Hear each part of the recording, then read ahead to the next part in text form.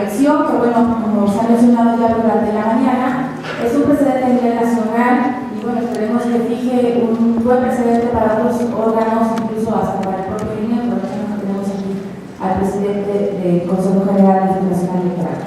Le damos la bienvenida. Para ello, bueno, voy a hacer una referencia sobre el perfil biográfico del doctor Lorenzo Córdoba Domínguez. Es licenciado en Derecho por la Universidad Nacional Autónoma de México y doctor en Teoría Política por la Universidad de Dominicana, investigador titular de la Instituto de Investigaciones Jurídicas de la UNAM. Es reconocido por el PIBD y es miembro del Sistema Nacional de Investigadores nivel 3 de CONACYT. Es autor de varios textos, como libros, capítulos de libros, ensayos y artículos, entre los que destacan Derecho y Poder, Kelsen y Schmidt, Frente a Frente, Elecciones, Dinero y Corrupción, PMSG y Amigos de Fox, los ámbitos de las elecciones estatales, una radiografía de su arquitectura institucional, entre otros. En 2010 recibió el Premio Universidad Nacional para Jóvenes Académicos de la UNAM. Ha tenido intensa participación en medios de comunicación electrónicos e impresos y en 2 ocasiones ha recibido el Premio Nacional de Periodismo del Club de Periodistas de México. Es miembro de la Junta de Gobierno del Instituto de Estudios de la Transición Democrática. En el servicio público se ha desempeñado entre otros cargos como secretario técnico del Grupo de Trabajo que procesó en el Senado de la República la reforma política durante 2010. De diciembre de 2011 a abril de 2014 fue designado por la Cámara de Diputados como consejero electoral del PIB y desde abril de 2014 fue designado por dicho órgano como consejero presidente del Consejo General del PIB. Muy bienvenido. Muchas gracias. Un placer estar aquí esta tarde con ustedes. Quiero agradecer muy sentidamente a todas las instituciones convocantes y particularmente al Instituto Electoral de Michoacán, la gentileza de la invitación y sobre todo la iniciativa para organizar un foro de esta naturaleza sobre un tema sobre el que me da la impresión se reflexionó mucho durante muchos años, durante más de, me atrevería a decir, un par de décadas al menos, con alguna intensidad en algunos momentos, y que antecedió a la promulgación de la reforma de 2014, cuando se introdujo la figura de la reelección, tanto en el ámbito legislativo federal como en el ámbito legislativo y municipal, en el ámbito local, incluyendo a la Ciudad de México, a la ahora Ciudad de México. Pero desafortunadamente me parece que una vez, digamos, procesada la reforma, habiendo entrado en vigor las nuevas normas constitucionales y teniendo que instrumentarse en el plano legislativo, la Ley General de Instituciones y Procedimientos Electorales y la Ley de Partidos Políticos se adecuaron a esta figura, aunque solo parcialmente. Me parece que el tema se dejó de lado o perdió centralidad en la reflexión, cuando todavía estamos frente a un desafío no menor, que es el desafío de la implementación de esta figura. Ustedes saben que el régimen transitorio estableció que, a pesar de que las elecciones del año pasado se realizaron ya con esta figura contemplada en la propia Constitución, se estableció que no fueran beneficiarios de la misma los legisladores que integran la actual legislatura, sino que la misma pudiera tener vigencia de cara a las legislaturas que integrarán en posesión, que tomarán su posesión de cara a 2018.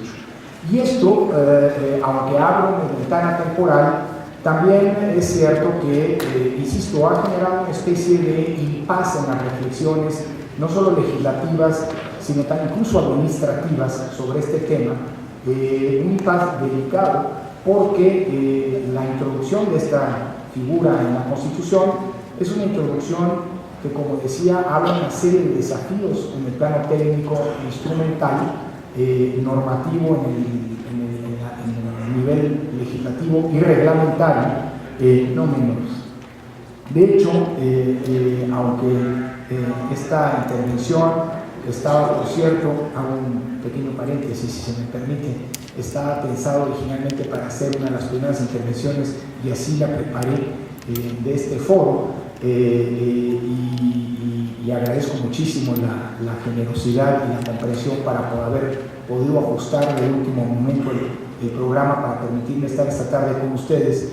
En la mañana tenía una serie de compromisos institucionales que involucraban, por cierto, a distintas instituciones y por lo tanto me vi imposibilitado a llegar como originalmente estaba planeado. Pero esto lo digo un poco a tono de justificación porque esta conferencia lo que acabará, o esta charla lo que acabará convirtiéndose en una especie de variación sobre un mismo tema, para utilizar una metáfora, digamos, importada de la música clásica.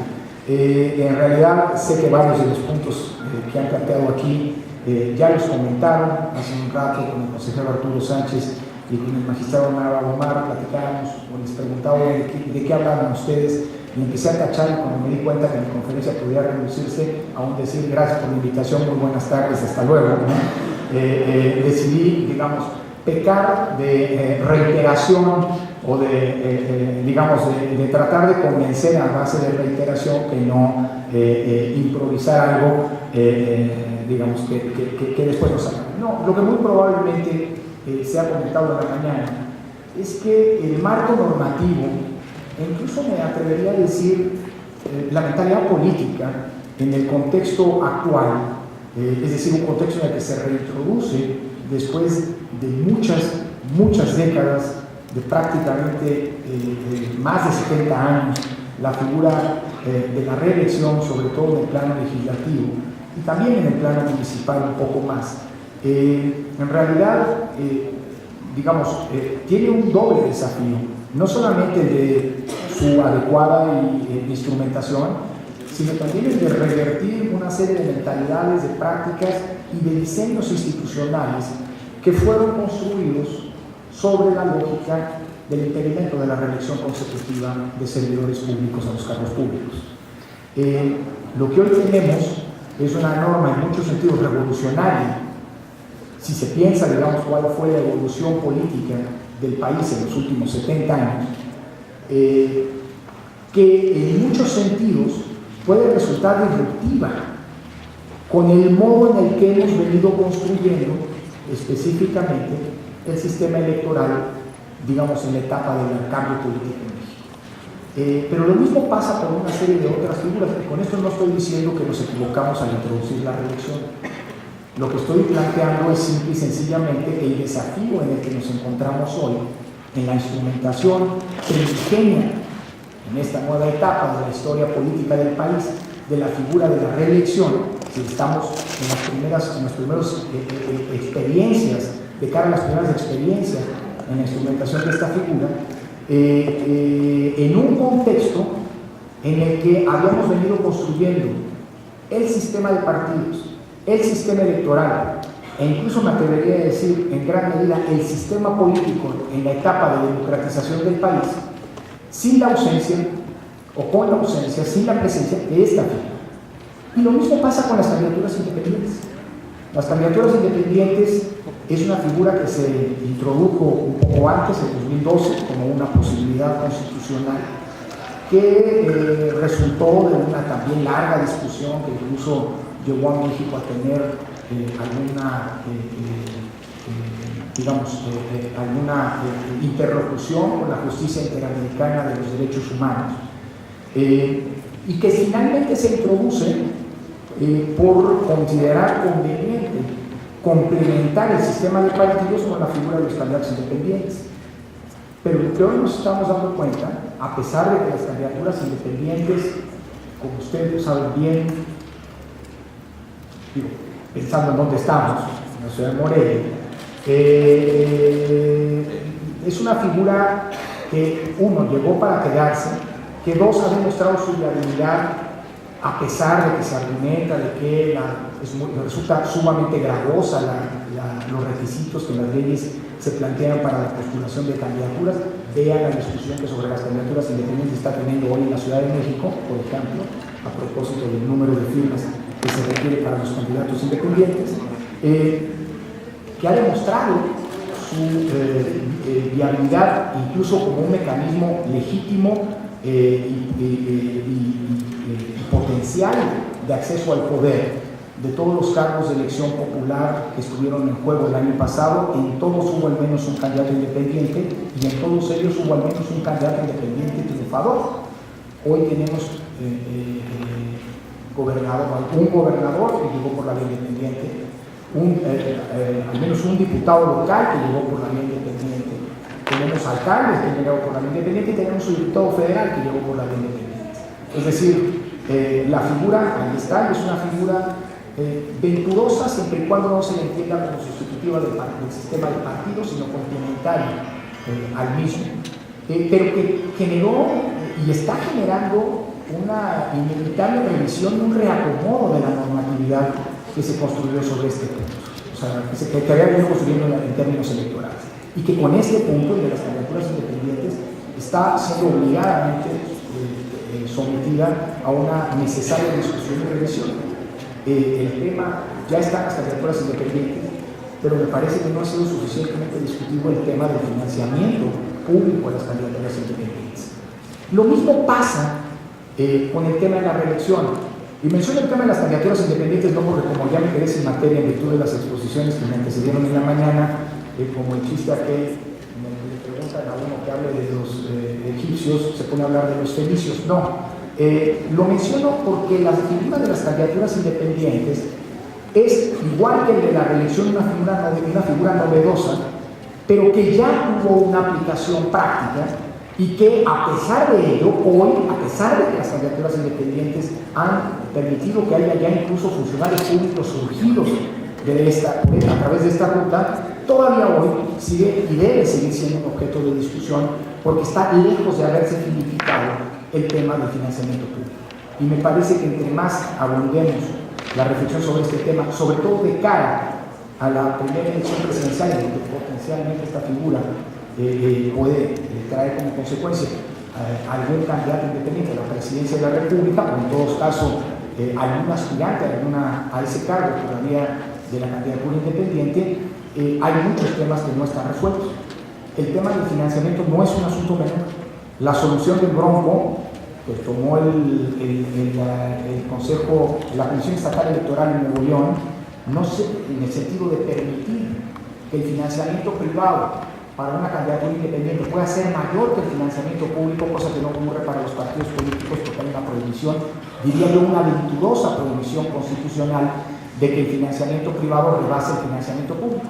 Sí, creo profundamente en las virtudes de la preeminencia del financiamiento público sobre el financiamiento privado, porque detrás del financiamiento privado, perdón que lo diga así, no hay, siempre hay intereses. No conozco a nadie que financie desde el punto de vista privado la política por mero espíritu filantrópico, ¿no? Y si no, pregunten a los Estados Unidos, ¿no? Ya que hay muchos que quieren que miremos a los Estados Unidos como un ejemplo de lo que nuestra democracia debería ser. Yo creo que hay ejemplos que valdría la pena, para los que vale la pena mirar a Estados Unidos, y muchos otros en los que vale la pena mirar a Estados Unidos para no hacer lo que ocurre allá. Pero la solución, por ejemplo, que se utilizó en Nuevo León, es decir, permitirle a un candidato independiente recabar tanto financiamiento privado como sea necesario para poder colmar la brecha entre lo que se le entrega como financiamiento público y el tope de gastos de campaña, me parece que es una solución sumamente delicada. Lo pongo en cifras. El financiamiento que obtuvo el Bronco en Nuevo León como recursos públicos era algo así como 500,000 pesos. El tope de gasto de campaña, si no me equivoco, era 48 millones de pesos. La solución que se adoptó en Nuevo León es que el candidato independiente a la gubernatura podía recabar 47,5 millones de pesos de financiamiento privado. Es decir, justo la distancia que media entre lo que recibió como financiamiento público y el tope de gastos de campaña. Y no estoy seguro que esa sea una buena solución para resolver el tema del financiamiento para los candidatos independientes. Insisto, no estoy tampoco sosteniendo que la regla que rige para los partidos, es decir, el financiamiento privado tiene que ser menor que el financiamiento público, es la que deba operar, porque en este caso el Bronco había podido recibir solamente 499,000 pesos de financiamiento privado, es decir, menos de $1 millón para poder financiar una campaña de gobernador. ¿Qué quiere decir con esto? Solamente retomar la experiencia de lo que nos ha venido ocurriendo con las candidaturas independientes para importar al tema de la reelección.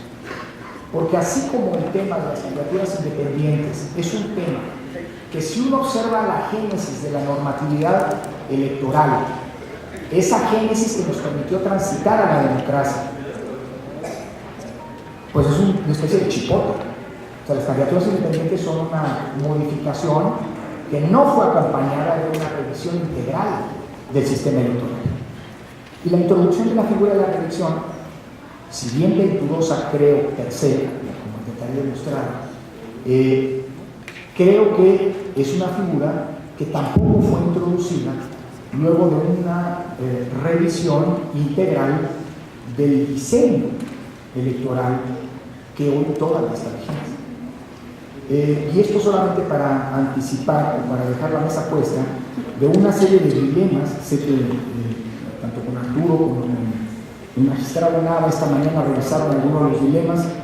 De entrada me disculpo si hay una reiteración de los mismos, pero me importa, a lo mejor, insisto, en términos de la reiteración, alertar de cara a la discusión legislativa que van a tener en Michoacán y que es sumamente venturosa en términos de los tiempos, que bueno que la están tomando ahora, aunque, insisto, no sé si todo, digamos, si todo el ajuste normativo que supone la introducción de la figura de la reelección en el ámbito local podrá estar plenamente completado antes de 2018, porque mucho me temo, pero tiene que estar, pero mucho me temo que tendremos que ser muy sensibles, tal como está ocurriendo con las candidaturas independientes, y de ahí la referencia, a estar dispuestos a hacer los ajustes al marco normativo luego de la primera experiencia que tendremos cuando se instrumente ya, insisto, efectivamente la figura de la reelección.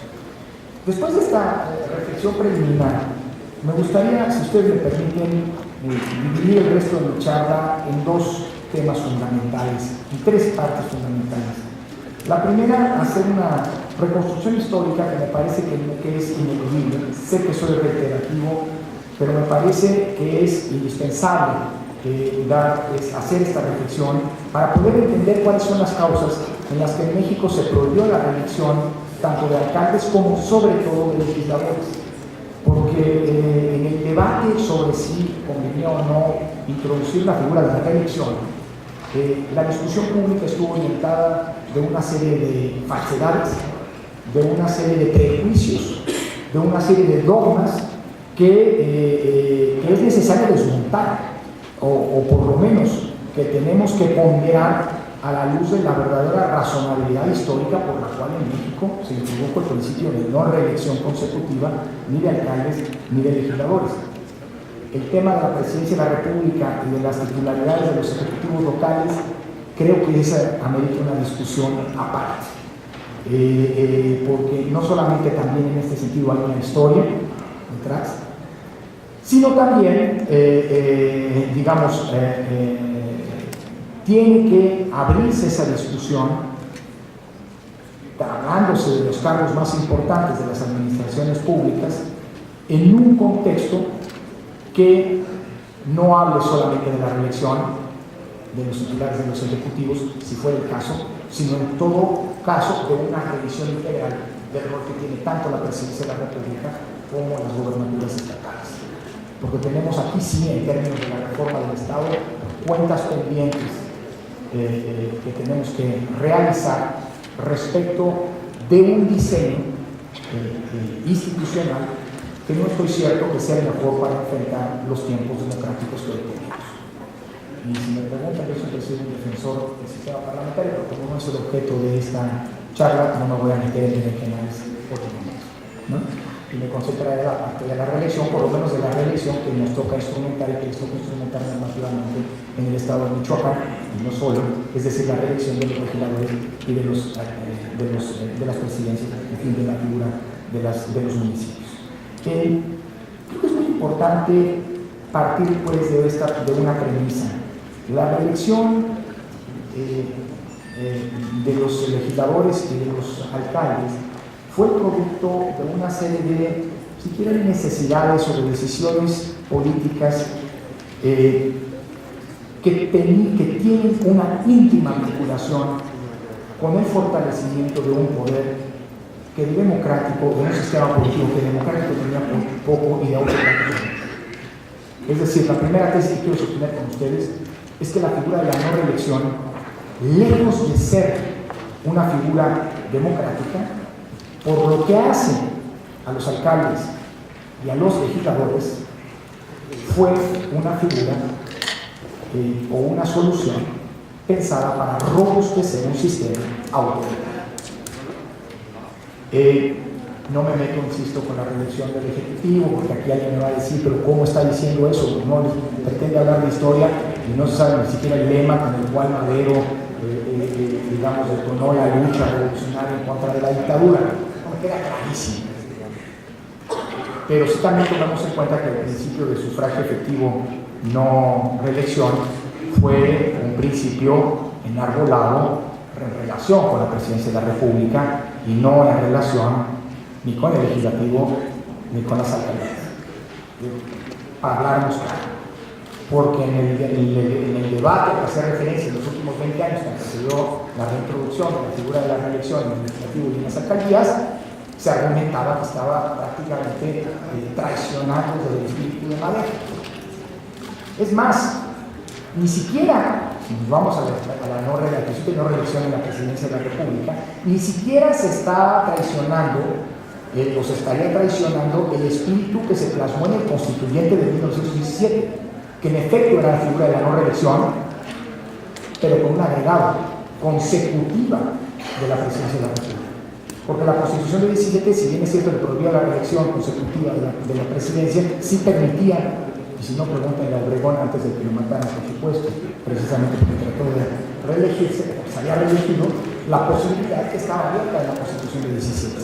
Es decir, la posibilidad el impedimento absoluto de reelección para el presidente de la República, por cierto, ni siquiera es producto de la lucha maderista, primero, y tampoco es un dogma de la Constitución de 1917. Es producto de una, si se quiere, necesidad histórica para tratar de pacificar el país en los años 20, en los que la figura de la reelección no inmediata, la posibilidad de reelección no inmediata del presidente, provocó una crisis política y un ajuste de cuentas que se tradujo en el asesinato de Obregón, precisamente cuando se religió, y en la instauración del periodo que históricamente se conoce por cierto como el maximato.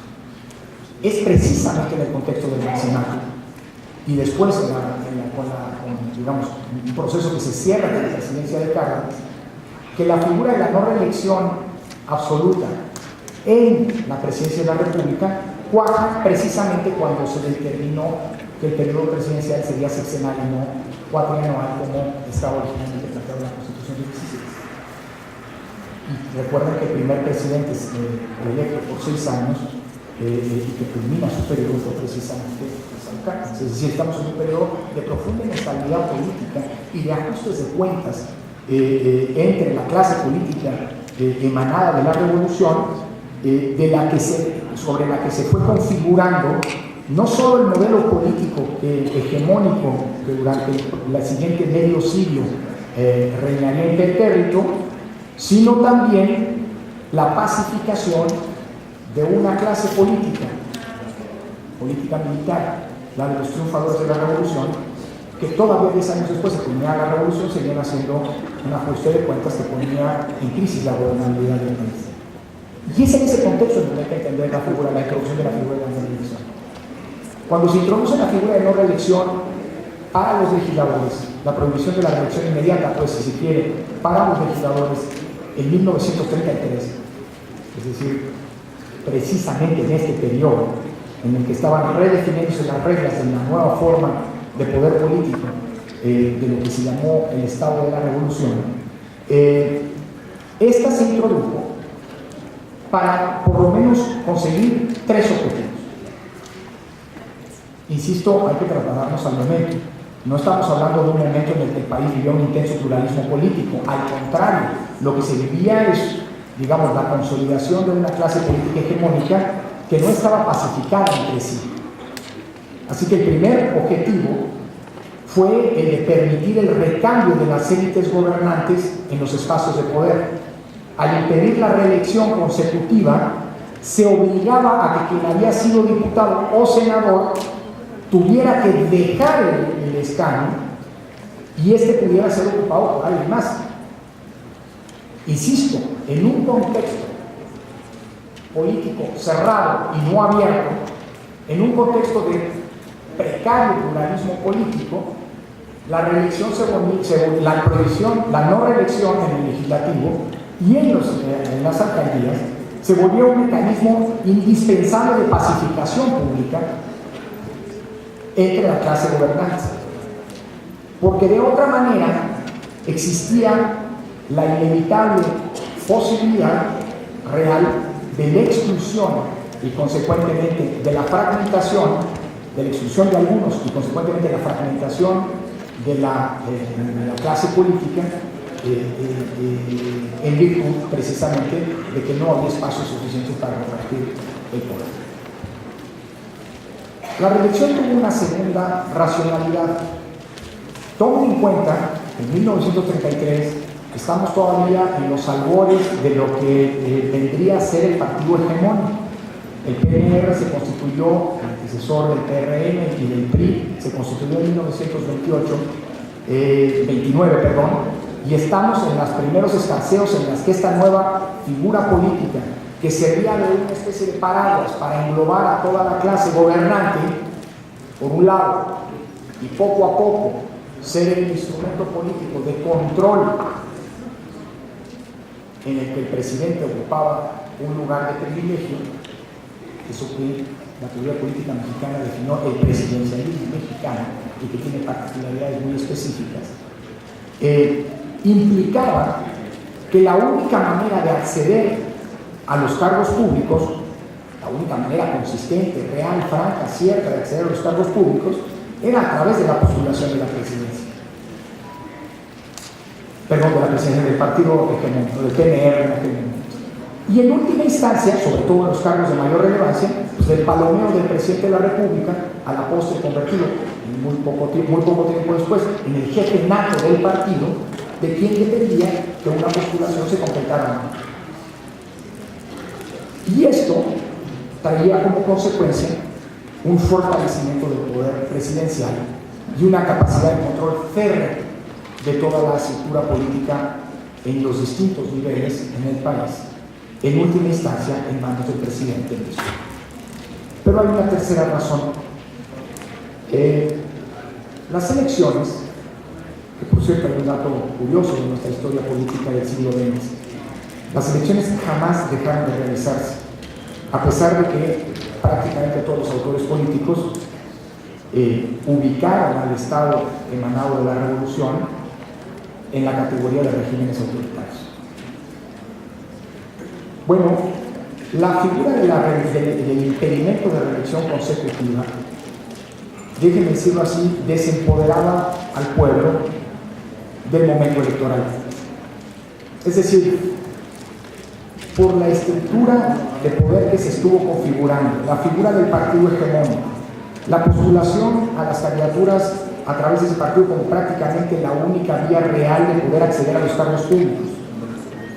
Y por otro lado, la ausencia de procesos democráticos al interior de ese partido para designar las candidaturas, algo que era un proceso absolutamente vertical y que, insisto, en algunos casos llegaba incluso al palomeo directo por el presidente de la República, lo que provocaba es que todos los alcaldes, directa o indirectamente, y todos los legisladores federales y locales, directa o indirectamente, le debían su cargo no a los electores que los habían votado, sino al presidente de la República, que en última instancia, insisto, directa o indirectamente, había validado su candidatura en el PNR, luego del PRM, luego del PRI, como la única vía real de acceder al poder político. Yo recuerdo una frase de mi abuela, pero creo que es una frase bastante difundida en el periodo previo al cambio político en nuestro país. Mi abuela me decía, ¿para qué votar si ya sabemos quién va a ganar? Bueno, la obtención de la propia candidatura era ya prácticamente el haber superado el obstáculo más difícil en la consecución de un cargo público. Lo que quiero sostener con esto, y sé que no es no, porque ya Arturo lo hizo en la mañana, es simple y sencillamente poner sobre la mesa que la figura de la no reelección no es, lejos de lo que muchos han planteado, una figura democrática, sino por el contrario, una figura que se introdujo en nuestro país como un mecanismo para robustecer un régimen autoritario que estaba entonces en los años 20 y 30 en vía de consolidación y que con el paso del tiempo llegaría a consolidar lo que alguno incluso llegó a considerar como la dictadura. Me refiero, por supuesto, al hoy Nobel, no era Nobel, pero bueno, al hoy Nobel Vargas Llosa, a propósito de que es peruano, no colombiano, y que acuñó justamente este título, digamos, poco honorífico para nuestro país. Permítanme en esta segunda parte hacer alguna serie de reflexiones respecto de la pertinencia de la figura de la reelección. Yo soy un defensor de la figura de la reelección, lo fui en ese debate que se dio, digamos, previo a la reforma de 2014, y estoy convencido de que, insisto, sobre todo porque me queda claro el origen de la figura de la no reelección, que no es un origen democrático, sino un origen autoritario, o sea, tiene una matriz autoritaria. Pero además creo que la figura de la reelección tiene ciertas ventajas, y déjenme concretarme, digamos, algunas de ellas son específicas de la figura de la reelección en el legislativo, otras también tienen que ver con la figura de las alcaldías.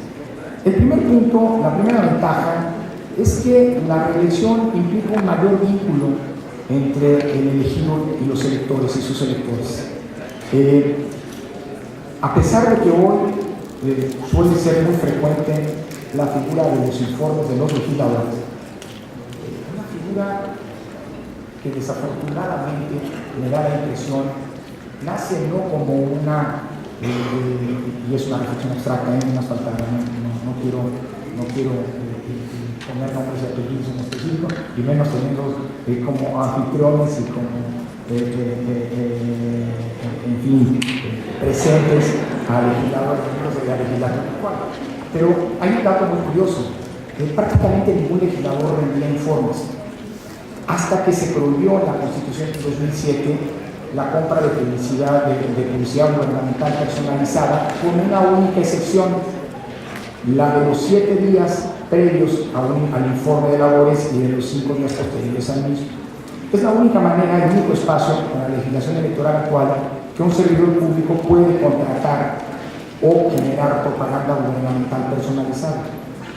Y digo que es una casualidad porque hasta que existía la prohibición de compra de publicidad, prácticamente ningún legislador estaba preocupado por informar.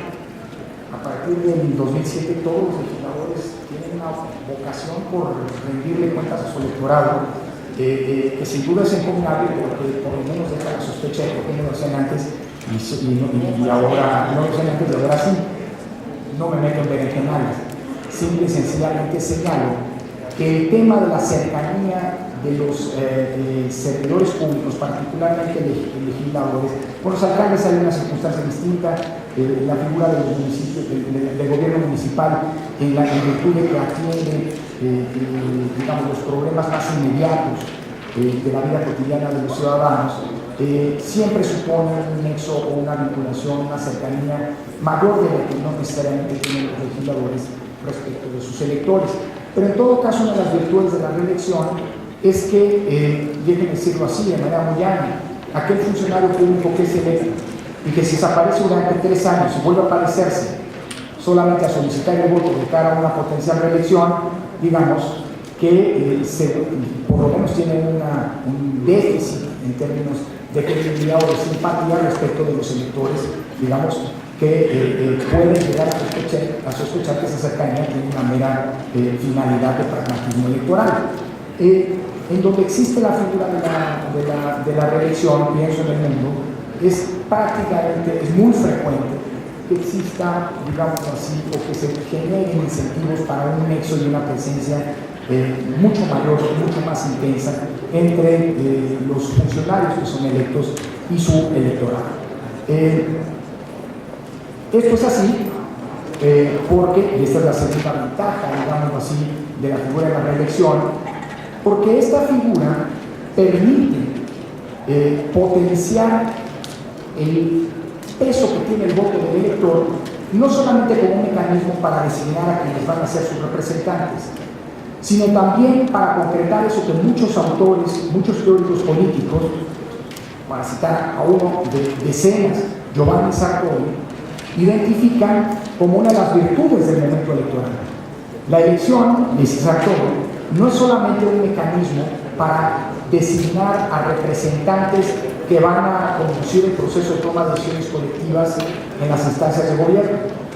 Es también un mecanismo mediante el cual el elector, puede premiar o castigar una acción del gobierno. Y la verdad, lo que ha ocurrido en México en los últimos 15, 16 años, pues es muy emblemático de este fenómeno. Digamos, piensen ustedes en la figura no solo del llamado voto útil en el año 2000, sino también en el voto como un voto así llamado de castigo respecto de una gestión pública muy añeja del partido entonces en el poder, que se había desgastado y que había generado una reacción en su contra. Una reacción que se traduce precisamente por el voto, digamos, por un voto de castigo o un voto, digamos, inclinado hacia la oposición. Es decir, el momento electoral es también un momento en el que el elector emite un juicio respecto del estado de cosas, o puede emitir un juicio respecto del estado de cosas y las acciones del gobierno. La figura de la reelección potencia esta característica del voto, porque al concurrir electoralmente alguien que ha ocupado ya un cargo público y que está solicitando una especie de refrendo para un nuevo periodo, el elector tiene la posibilidad de hacer de su voto un mecanismo de juicio respecto de la gestión que está terminando. Una tercera característica es la que tiene que ver con la profesionalización del servicio público. Una característica democrática es la no eternización en el poder,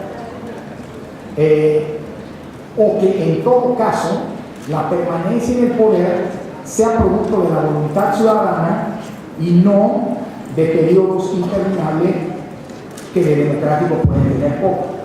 Largos periodos en el gobierno merman la calidad democrática de los sistemas, porque precisamente la frecuencia y periodicidad del momento electoral es lo que vuelve democrático un sistema político.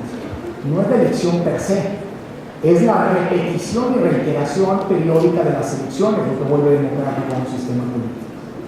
Ahora, sin embargo, también es cierto que la función pública suele tener un grado de sofisticación y de expertise, o demandar una serie de conocimientos y de habilidades que no se dan en una seta, para utilizar el término coloquial, y que muchas veces es el producto, digamos, de un conocimiento empírico. Si alguien no ha sido legislador, pues difícilmente va a aprender a ser legislador por el hecho de que sea electo como tal.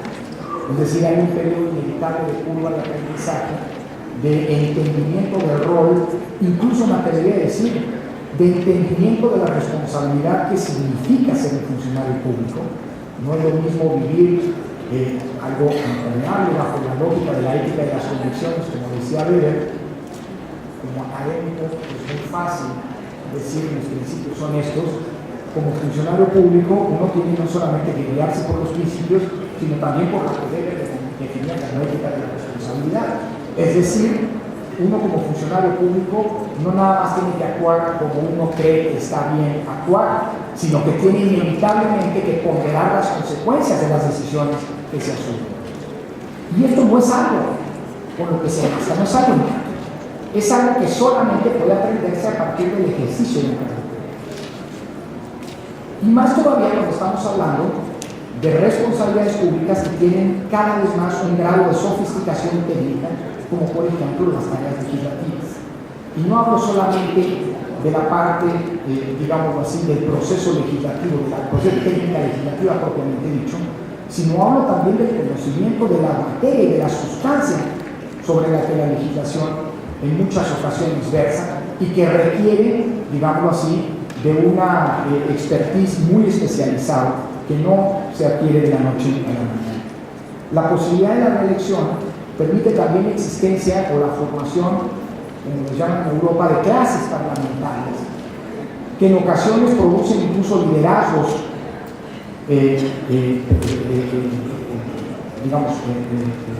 extendidos en el tiempo, liderazgos de largo alcance, de largo aliento, que en muchas ocasiones facilitan la tarea parlamentaria. El tema de la profesionalización del servicio público, por supuesto que no lo va a resolver la reelección, es un tema mucho más vasto. En otros países, por ejemplo, hablando de lo que ocurre en los legislativos, la clase legislativa no es solamente la de los diputados y senadores, según sea el caso.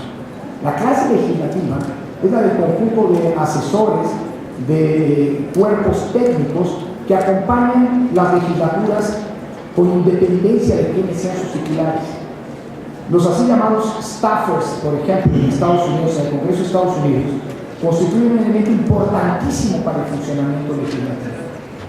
No es que ellos sean el espacio en el cual se generan las negociaciones parlamentarias, que son indispensables para la toma de las decisiones, pero sí son ellos los que acompañan el proceso de negociación parlamentaria a cargo de los legisladores, inyectándole, digamos así, toda esa base de profesionalismo y de conocimiento técnico que un legislador no necesariamente tiene presente.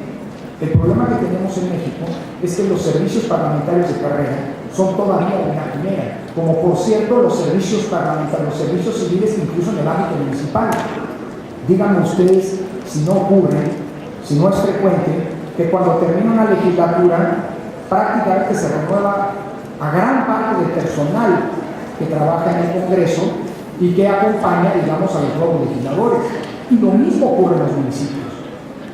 ¿Cuántos cargos, algunos de los cuales que requieren un gran conocimiento técnico, tienen una permanencia con independencia de quiénes son los gobiernos que ejercen en un momento determinado? Ahí tenemos un problema enorme y no lo va a resolver la reelección. Pero la reelección, por supuesto, que contribuye por lo menos en la formación de clases gobernantes experimentadas o legislativas experimentadas que pueden eventualmente subsistir gracias a que persiguen periodos sucesivos.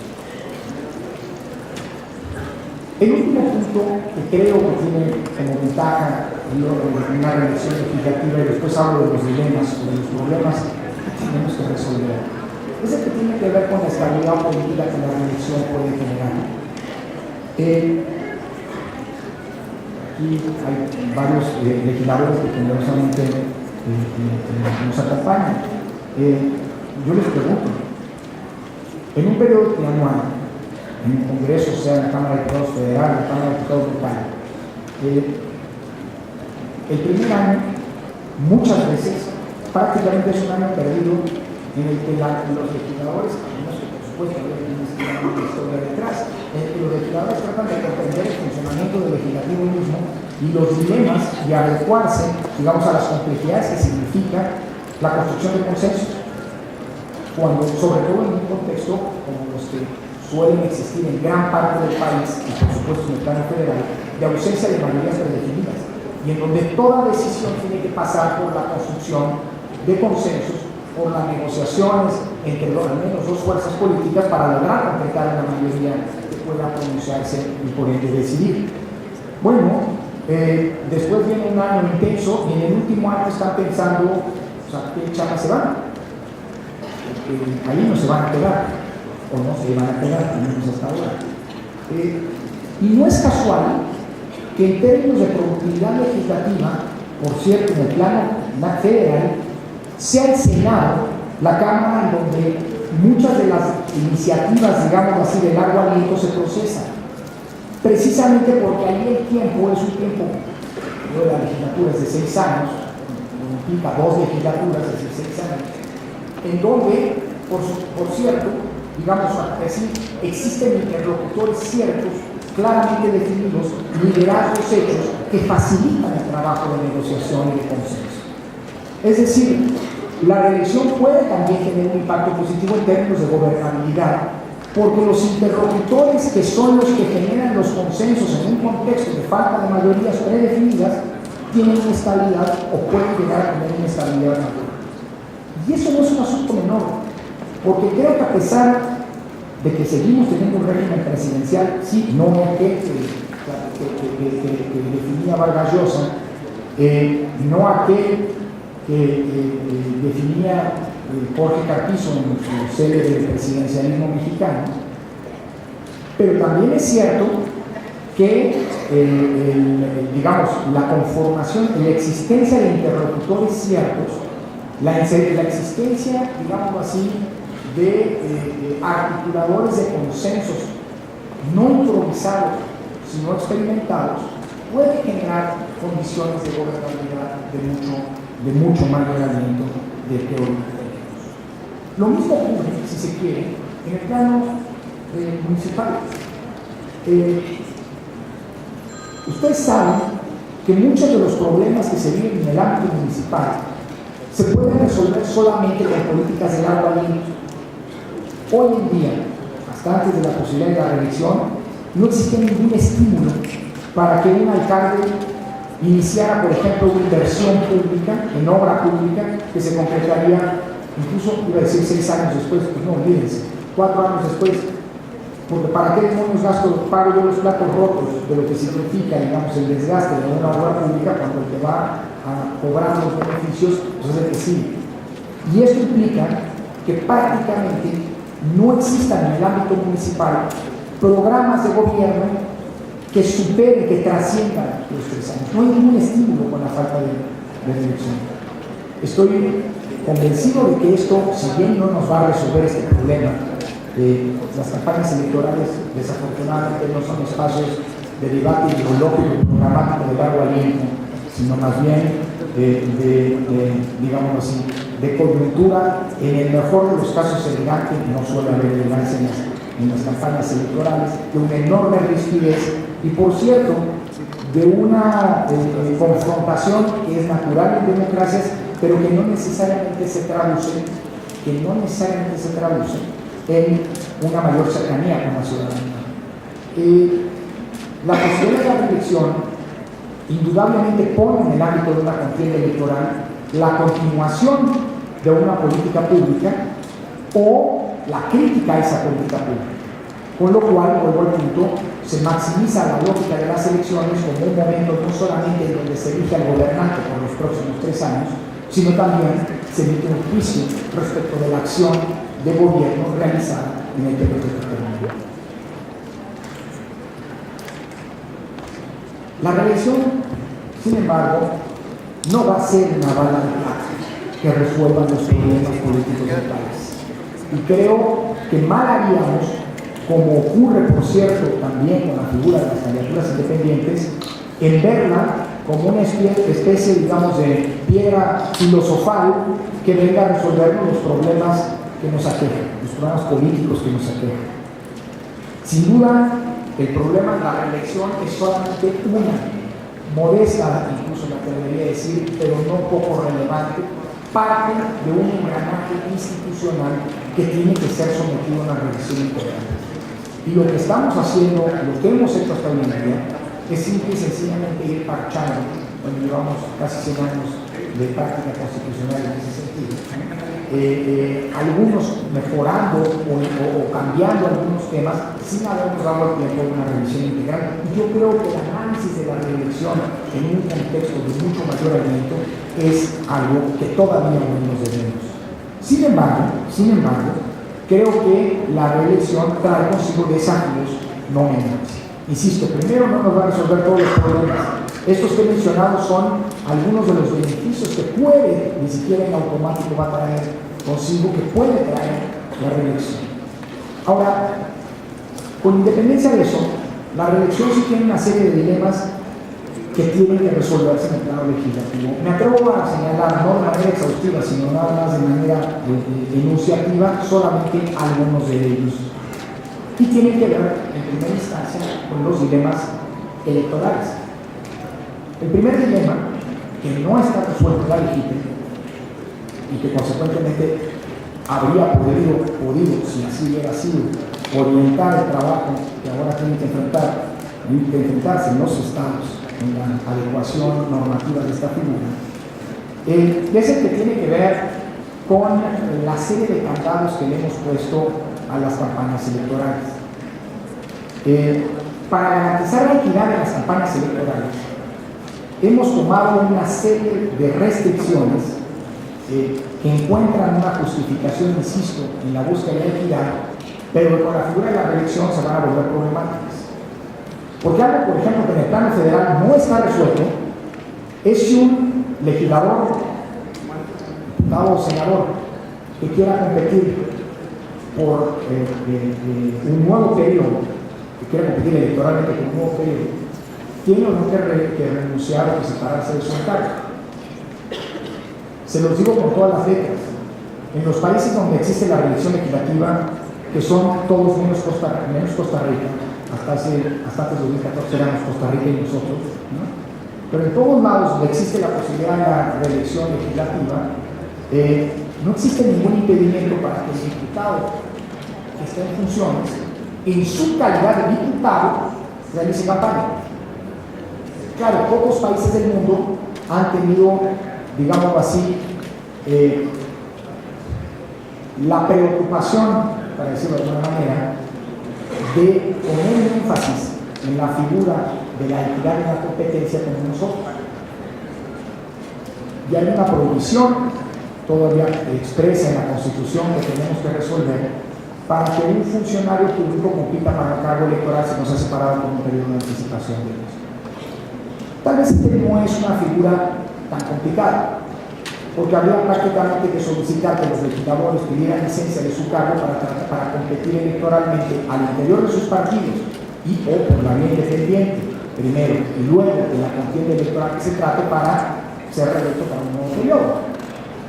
Pero entonces también, por cierto, algunas de las virtudes de las que aquí he referido de la reelección se pierden.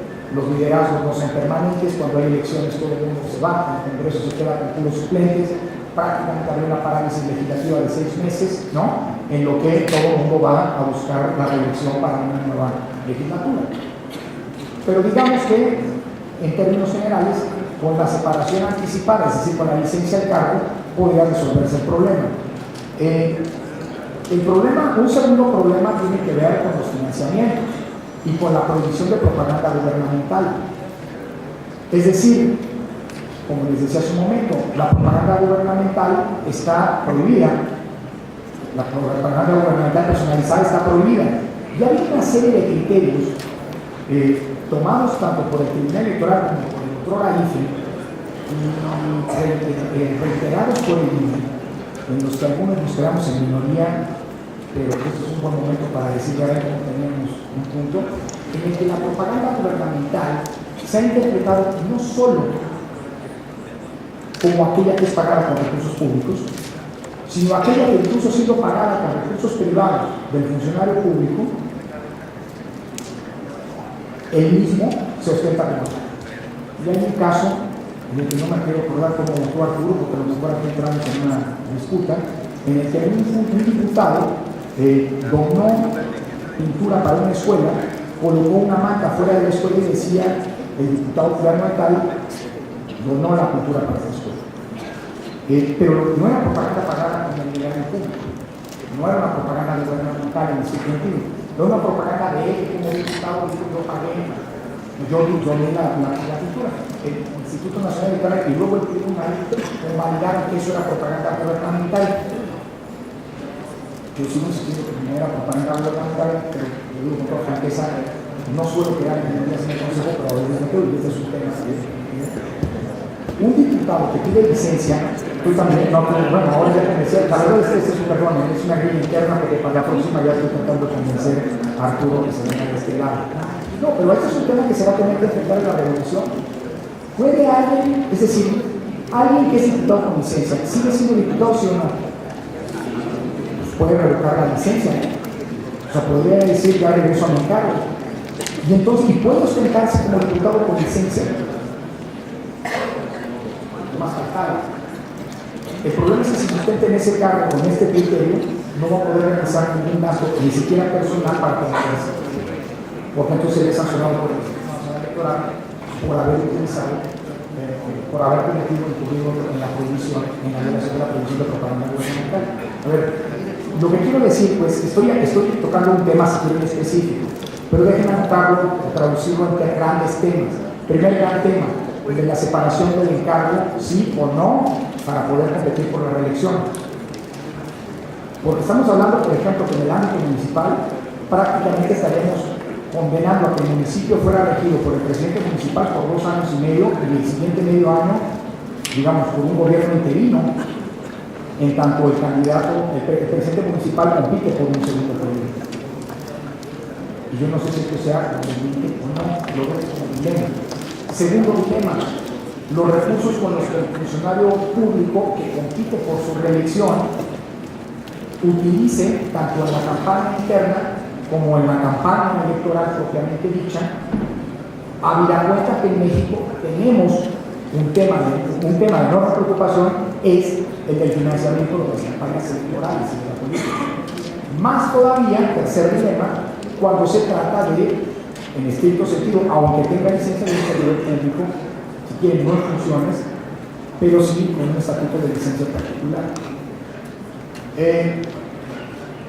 Tenemos además una serie de problemas que me parece que tienen que resolverse y que la Constitución Federal resuelve a medias, que son los plazos máximos, por ejemplo, para que la reelección pueda concretarse. En el ámbito municipal no hay mucho problema porque el 115 establece que puede haber un periodo más y se acabó, siempre y cuando el periodo original sea de 3 años. Ustedes recuerden que en algunos estados, Coahuila, por ejemplo, en el periodo de la presidencia municipal es 4. En ese caso no puede haber reelección de los municipios.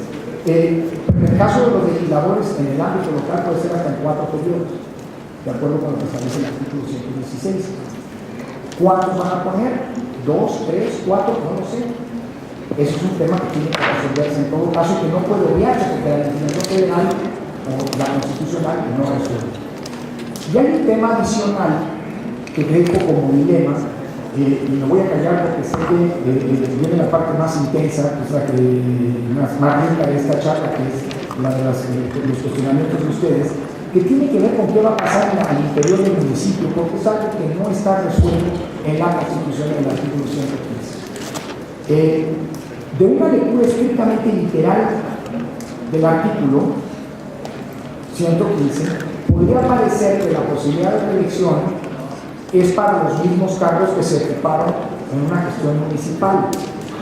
Pero ustedes saben que muchas veces la conformación de las planillas no depende, dado que ahí hay una lógica de representación proporcional, no depende, digamos, de que la misma planilla, o vuelve imposible que la misma planilla, muchas veces integrada por funcionarios de distintos partidos políticos, pueda optar por el mismo cargo o pueda presentarse integralmente para repetir en un segundo periodo.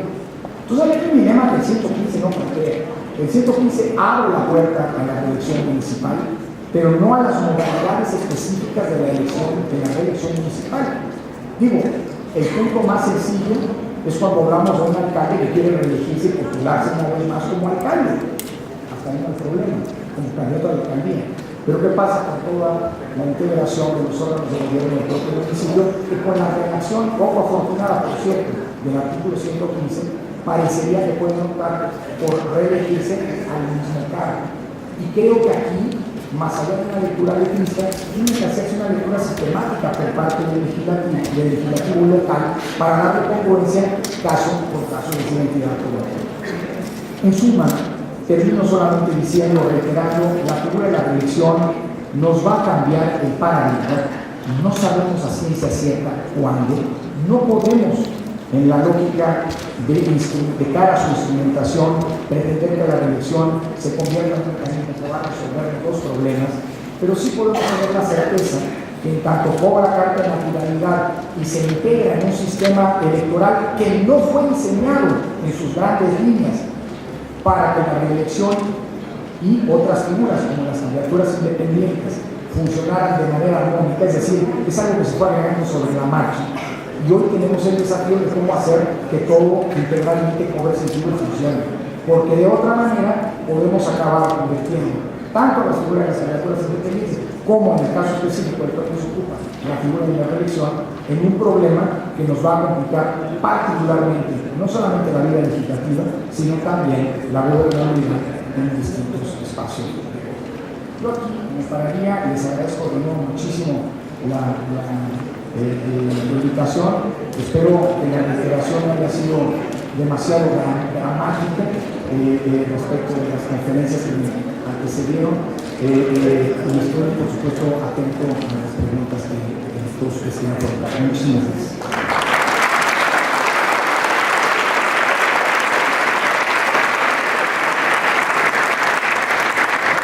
Muchas gracias, presidente. A continuación abriremos una sesión de preguntas. Van a ser bloques de 3 preguntas. Sí, iniciamos aquí, por favor. Muchas gracias. Antes que nada, consejero presidente, bienvenido a Morelia. Felicidades por su ponencia y es un placer compartir con ustedes esta experiencia. Como usted bien maneja, las dudas que tenemos son bastantes, por eso le dan este tipo de foros para empezar a nutrirnos con mucha información.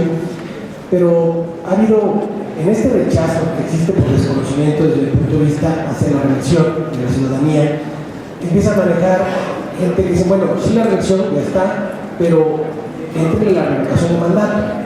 Hace ratito escuchamos algunos puntos de vista que me parecen muy acertados, pero que ojalá también nos pueda compartir aquí su punto de vista, consejero. Y otra pregunta muy sencilla, que también hubo diferencias en los comentarios de la mañana, es si eres diputado de mayoría relativa, después puede ser electo por la vía plurinominal. Obviamente es algo que nos tocará aislar, pero ¿cuál es el punto de vista? Y otra pregunta muy concreta. En el caso de las candidaturas independientes, actualmente que lo haga un candidato independiente, es el punto de vista, se tiene que abrir más, tiene que ser 2, 3, 4, 5, por el tema de financiamiento, que también voy a ello. ¿Será que lo conveniente abrirlo de manera general o apuntarlo a 3 o 4? Nos puede dar su punto de vista. Muchas gracias.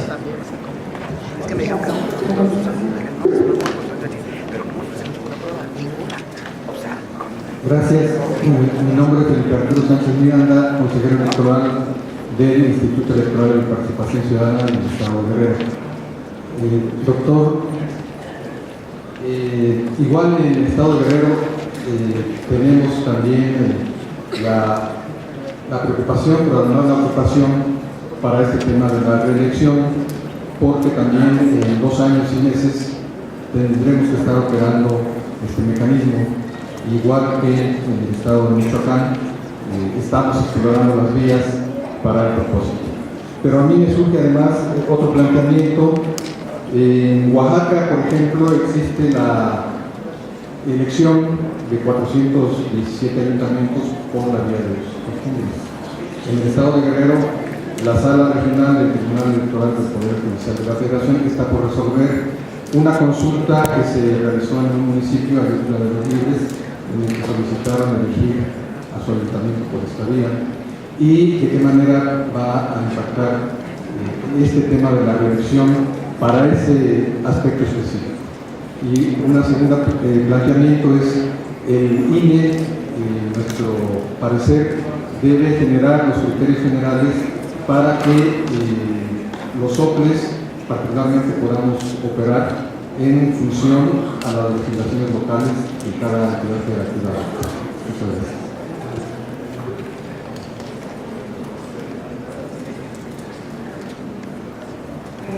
Buenas tardes, presidente. Javier Mora, representante ante los órganos electorales de Acción Nacional. Primero que nada, bienvenido y muchas gracias. Y yo creo que no es un tema reiterativo, porque creo que tenemos muchas dudas y enriquece saber las opiniones de todos.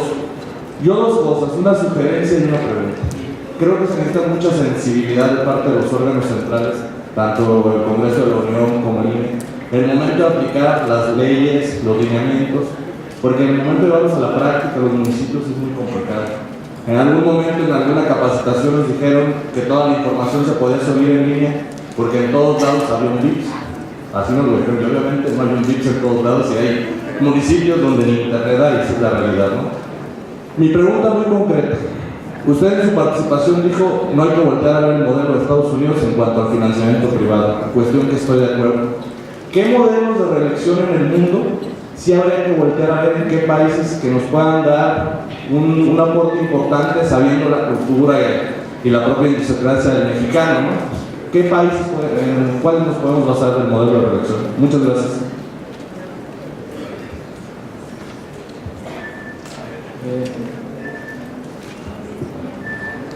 Procuraré que sean respuestas lo más telegráficas posible, pero está poniendo algunos temas que no son sencillos de poner sobre la mesa.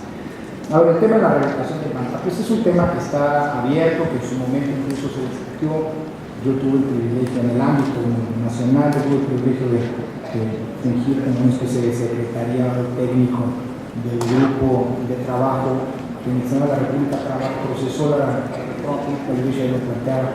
Y en ese tema, o sea, por cierto, un grupo de trabajo, una discusión que se detonó a la luz, probablemente lo recuerden, de la presentación del presidente Calderón de su serie de decálogo en diciembre de 2009, que fue seguido de una, digamos, una cascada de planteamientos, de propuestas de prácticamente todas las fuerzas políticas que se presentaron en los meses siguientes.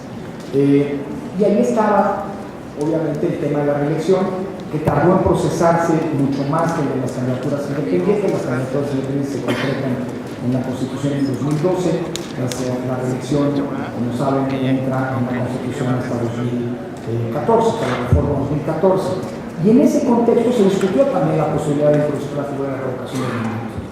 Miren, yo entiendo la figura de la revocación del mandato, pero no creo que sea una figura, entiendo la lógica incluso democrática, ¿no?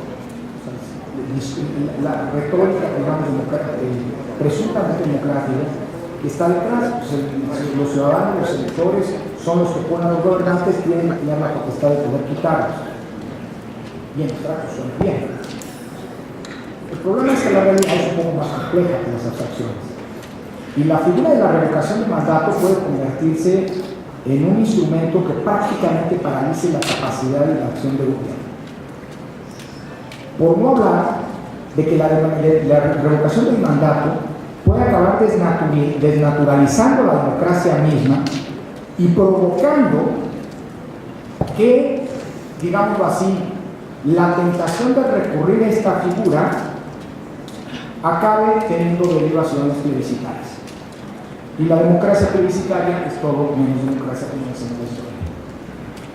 A mí no me gusta, lo digo con toda franqueza, la figura de la revocación del mandato.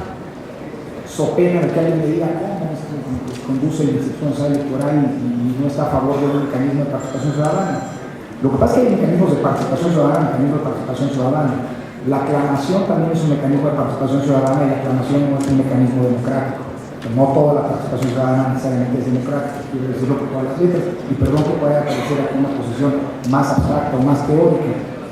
En el fondo, si lo soy un académico en un ejercicio público.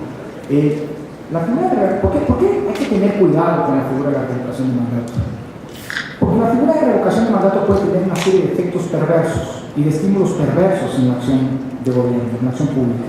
Primero, olvídense de programas de largo aliento. La figura de la revocación de mandato lo único que provoca, lo único que estimula son decisiones efectivistas de corto plazo. Y eso es profundamente peligroso en un país como el nuestro, que está cruzado por una serie de problemas estructurales de gran calado y que van a poder resolverse solamente si apostamos a auténticas reformas estructurales en términos, digamos así, de discusión pública que viene lejos. Es mi convicción, lo he escrito, que el modelo de desarrollo económico que se ha seguido en las últimas décadas en el país es un modelo equivocado. Y me remito a las explicaciones de un economista prestigiado como Rolando Cordera o Carlos Tello para poder justificar el punto. Pero más allá de qué política pública nos va a resolver el estancamiento económico, pero sobre todo la pobreza y la desigualdad, que lejos de haber disminuido, siguen latentes y amenazando la cohesión social todos los días. Por no hablar del tema de la seguridad. Déjenme decirlo así, creo que los grandes flagelos, o parafraseando a Molina Enríquez, los grandes problemas nacionales de nuestro tiempo son la pobreza, 54 millones de pobres de una población de 120 millones nos habla de un problema estructural grave, la desigualdad. De acuerdo con la OCDE, somos el país más desigual de América Latina, que es la región más desigual del mundo, somos más desiguales incluso que Brasil. La corrupción, la impunidad que deriva de la propia corrupción, o si se quiere en términos generales, el tema de la rendición de cuentas, que sigue siendo una asignatura pendiente de nuestro proceso de transición democrática, y la inseguridad. Y si quieren ahí de par, porque podríamos seguirnos, pero estos son los grandes problemas nacionales. Ninguno de estos problemas se va a resolver con medidas cortoplacistas. Ninguno. O empezamos a hacer apuestas generacionales, es decir, políticas públicas de largo aliento para tratar de paliar, esperemos, generacionalmente estos problemas, o sea que tenemos una generación perdida, o no vamos a salir del bache. Y lo único que hace la revocación de mandato es incentivar cualquier política de largo aliento. Porque lo único que se va a procurar son resultados. Y alguien va a decir, claro, lo que necesitamos y lo que adolece nuestra democracia son resultados.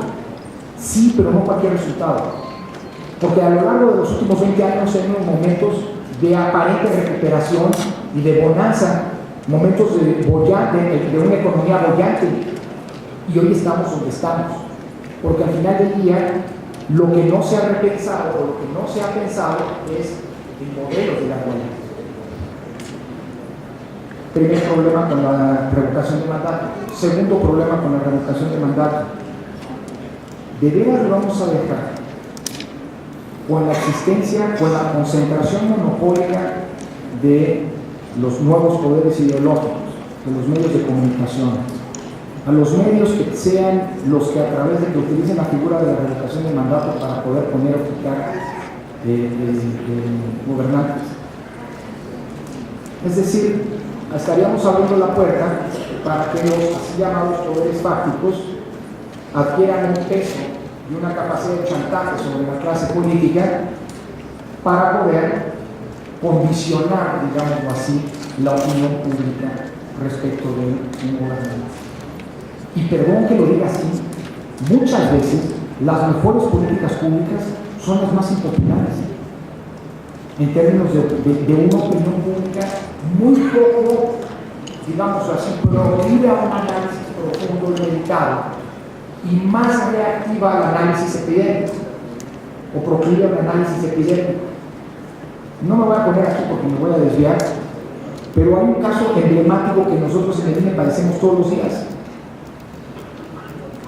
que es lo que tiene que ver con una apuesta, por cierto, avalada por el Congreso de la Unión, de construir, de hacer una inversión inmobiliaria que nos permita tener en un plazo muy razonable, muy corto, un importante ahorro en lo que hoy se gasta en rentas. Es que es increíble que aquí la obra pública, claro, hay una historia detrás, y eso me entiende. Donde hay obra pública se dice hay corrupción, donde hay obra pública hay despilfarro, donde hay obra pública hay lujos, digámoslo así, no republicanos. Estoy completamente de acuerdo. Pero me parece absurdo que porque traigamos esta historia detrás, la mejor solución sea tener la gente que gaste 100 millones de pesos en rentas, que podrían resolverse y por lo tanto recuperarse en un plazo absolutamente razonable de inversión pública, que son 10 años, ¿no? Quemados a fondo perdido, que son las rentas.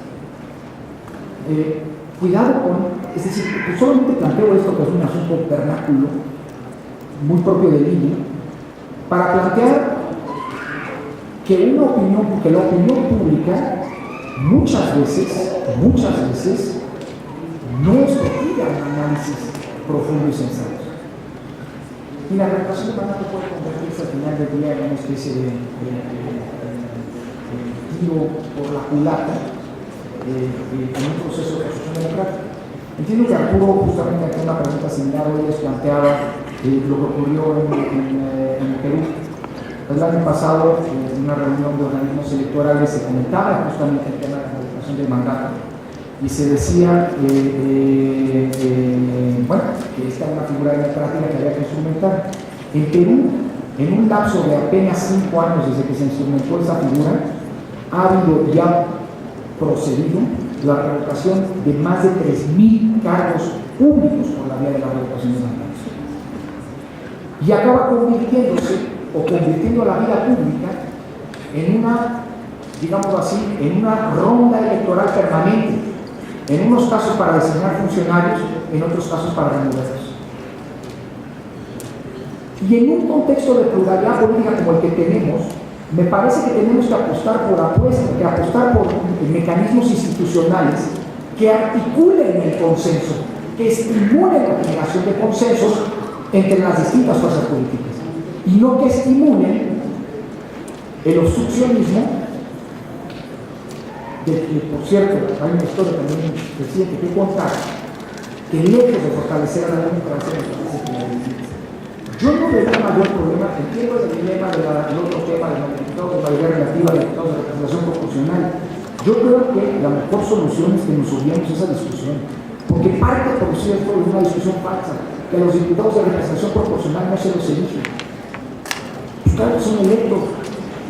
No, es que ellos no hacen campaña. No es cierto que no hacen campaña. No, es que ellos los ponen las cúpulas dirigentes. Perdón, yo me cago en la historia electoral de ver cómo son los procesos internos de los partidos políticos. Y hay muchos casos en que los diputados de mayoría relativa también son productos de pactos entre las cúpulas dirigentes. Digamos, a ver, no confundamos una cosa con la otra. ¿Tenemos una asignatura pendiente en términos de democracia interna de los partidos políticos? Sí. Y tenemos que seguir apostando a robustecer los mecanismos y las prácticas democráticas al interior de los partidos. Y eso vale tanto para la designación de candidaturas de mayoría relativa como la de la representación proporcional. Yo no me metería, mañana tú me pediste el Consejo de Diputados en eso, yo te digo, yo no haría una distinción entre una cosa y otra, sobre todo porque la Constitución no distingue. Y las candidaturas independientes acordadas, miren, no sabría decir. Déjame decirlo así, nolienamente, que es una manera de lavarme las manos. El contexto hace la diferencia. Yo creo que hay que encontrar justos equilibrios, tanto en términos de financiamiento como en términos del número de firmas que se requieren para postular una candidatura independiente. Es decir, cuidado con abrir la puerta sin ningún tipo de control, porque entonces tenemos que fortalecer el sistema democrático a través de esa figura, lo vulneramos. Pero cuidado con la tentación de cerrar artificialmente la puerta a las candidaturas independientes, porque lo que vamos a provocar es que la insatisfacción con la clase política siga incrementando. Yo diré que es cosa de usos y costumbres, que ese es un gran tema. El reconocimiento del gobierno de grupos de usos y costumbres en el ámbito municipal es el reconocimiento con ciertos límites. Por ejemplo, el tema de género, el tema de participación política de la mujer, es decir, con las ciertas garantías constitucionales al autogobierno o la autodeterminación de las comunidades originarias. Yo creo que la figura de la candidatura independiente, de la reelección en las comunidades con usos y costumbres, no debería estar, y probablemente me equivoque, pero es así, una reacción a lo de pronto, que tendría que estar más meditada. No debería implicar ni el impedimento ni la imposición de la reelección en cuanto a tal. Me parece que la misma pluralidad de los usos y costumbres, porque uno dice usos y costumbres, Oaxaca, son 450 municipios, no son los mismos usos y costumbres en un municipio que en el de abajo. Entonces yo creo que aquí tendría precisamente la lógica de maximizar ese punto, que dejarse a la posibilidad de que las propias, normativamente hablando, de las propias comunidades determinaran la posibilidad de que la reelección ocurriera. Y coincido con el tema de los criterios generales, solamente que tenemos que tener muchísimo cuidado, porque al final del día tiene que haber una acción legislativa, y el INE no puede suplantar esa acción legislativa en términos de la reelección, porque incluso lo que establece la Constitución no son los mismos parámetros de reelección para todos los estados. Miren, en Coahuila, si siguen manteniendo los municipios con duración de 4 años, no van a poder tener reelección. La reelección legislativa, si un Estado determina que haber una reelección por 2 periodos o por un periodo, por una sola ocasión, es constitucional. Creo que tiene que tener mucho cuidado en tratar de meter una especie de camisa de fuerza. Entiendo la lógica de la utilización, pero creo que tenemos que tener una diferencia respecto de las soluciones en el legislativo en cada entidad se vayan a tomar.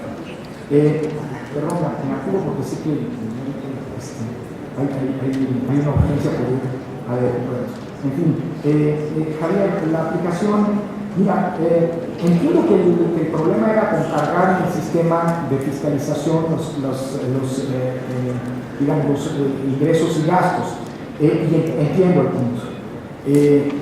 Pero creo que si abrimos la posibilidad de que no se carguen por la vía del sistema, vamos a estar abriendo la puerta a la posibilidad de la doble contabilidad.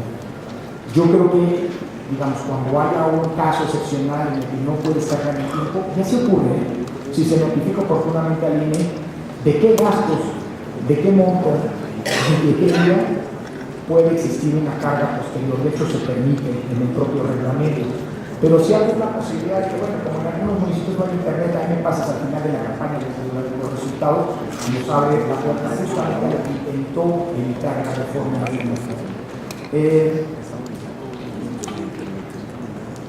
modelos de reelección en el mundo. Mira, cuidado, yo digo que cuidado con la democracia norteamericana por lo que hace al dinero. Creo que es una democracia que no, un modelo democrático que no hay que limitar. El modelo de reelección en Estados Unidos es un modelo indefinido. En algunos estados está acotado para los cargos municipales, pero en el ámbito legislativo, digamos, uno que tiene un poco que fue legislador de una obra durante casi 40 años. No creo tampoco que sea conveniente, digamos así, crear un establishment de esa naturaleza, porque al final del día también genera ciertos intereses que tampoco son propicios, digamos, en el contexto democrático. Yo creo que los modelos, mira, hay modelos sudamericanos, latinoamericanos que son particularmente interesantes. El modelo chileno es un modelo interesante. El modelo peruano ha sido un modelo interesante, cuidado con lo de la revocación del mandato, porque es el ejemplo dramático de lo que la revocación puede traer como consecuencia. Pero además, mira, déjame decirlo así, de nuevo noviadamente, creo que no hay un modelo de exportación en este tema, sobre todo porque no hay un sistema electoral en el mundo mexicano. Así que estamos obligados a consumir nuestro propio modelo.